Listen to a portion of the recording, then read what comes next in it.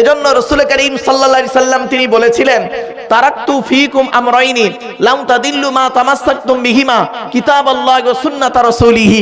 আমি মুহাম্মদ সাল্লাল্লাহু আলাইহি সাল্লাম তোদের ছেড়ে চলে যাচ্ছি, যাবার সময় আমার উপরে আসা কোরআন নাজিল হয়েছিল, সেই কোরআনকে রেখে গেলাম, আর আমার সুন্নাহ আমার হাদিসগুলো রেখে গেলাম। যতদিন পর্যন্ত কোরআন আর হাদিস মোতাবেক জীবন যাপন করবি বান্দা, গায়ের লোম কেউ টলাতে পারবে না। আমরা কোরআনেও ফলো করিনি, হাদিসকেও ফলো করিনি। আসুন আজ আমি আপনাদের কাছে কোরআন ও সুন্নাহ মোতাবেক কিছু আলোচনা রাখবো ইনশাআল্লাহ। আজকে যে সূরাটির আলোচনা করব সেই সূরাটির পরিচয়টা প্রথম বলে দিই। আচ্ছা, আজকে রাতটা হলো জুমার রাত, তাই তো? হ্যাঁ, আজকে রাতটা জুমার রাত, আগামীকাল জুমার দিন। তো কোরআনের একটা সূরা আছে, সূরাটির নাম হলো সূরায়ে জুমা। সূরায়ে জুমা। তো এই সূরায়ে জুমার আজকের আলোচনা হবে ইনশাআল্লাহ।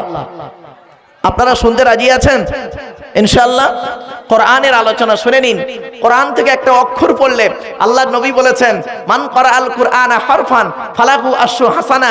যে ব্যক্তি কোরআন থেকে একটা অক্ষর পড়বে, নামায় আমলনামায় আল্লাহ তার 10টা নেকি লিখে দেবে। শুধু তাই নয়, রাসূল আরো বললেন, খায়রুকুম মান তাআল্লামাল কুরআনা ওয়া আল্লামাহু। তোমাদের মধ্যে উত্তম ব্যক্তি হলো ওই লোকটা যে কোরআন শিক্ষা করেছে, অপরকে কোরআন শিক্ষা দিয়েছে। এজন্য কোরআন শেখার জন্য আমি আপনাদেরকে অনুরোধ করছি। ছোট্ট একটা হাদিস, হাদিসটার অর্থ করে সংক্ষিপ্ত আলোচনা করে সূরাটির ভিতরে ঢুকবো। আচ্ছা, আমরা এখানে যারা এসেছি, আমরা নারী পুরুষ প্রত্যেকেই আমরা কিন্তু জান্নাতের আশা করি, ঠিক না বেঠিক? হ্যাঁ, জান্নাতের আমরা আশা করি। তো মুহাম্মদ সাল্লাল্লাহু আলাইহি সাল্লাম একদিন সাহাবীদেরকে বললেন, তোমরা জান্নাতের আশা করো?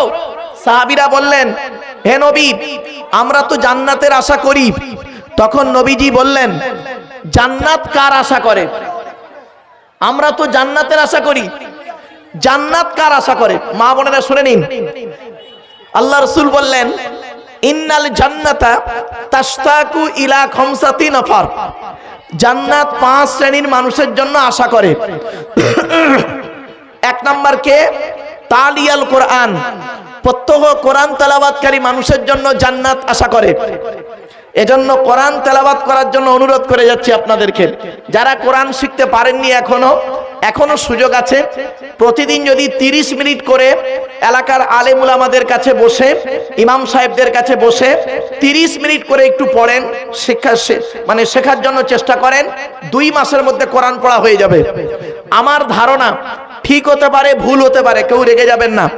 এখানে যত পুরুষ দাঁড়িয়ে আছেন, বসে আছেন, বেশিরভাগ পুরুষ কোরআন পড়তে পারে না, ঠিক না বেঠিক?